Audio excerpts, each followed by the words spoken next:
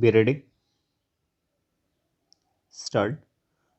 I am happy to address you on the occasion of the inauguration of the first ever assembly meeting of the Global Environment Facility. It is indeed fitting that the first assembly meeting of this international cooperative venture should be held in the developing world, and that too in India. The 20th century has witnessed major developments which have momentous impact not only on the lives of human beings but also on planet Earth. These include an unprecedented growth in population and in consumption, rapidly increasing urbanization, dramatic changes in the global economic system, and the revolution in communication technology.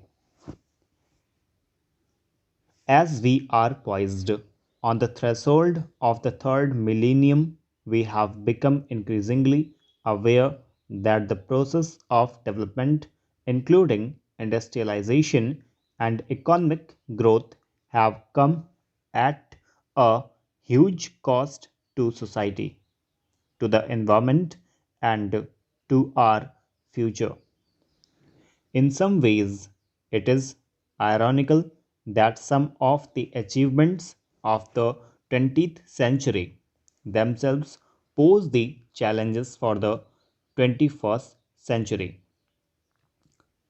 With almost 6 billion people inhabiting this earth and the global GDP approaching $30 trillion, the pace of human and economic activity is putting pressure on global life support systems.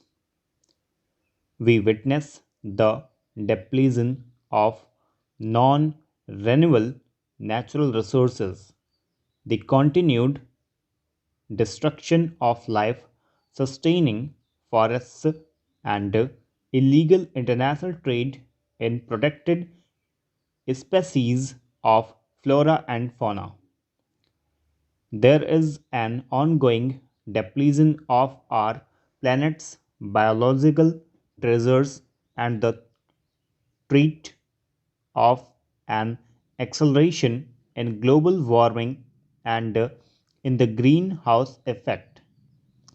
In short, there is a rapid globalization of environmental destruction. The environmental impact of human activity is no longer restricted to man made national boundaries. The problems of environmental degradation call for more than scientific and technological solution.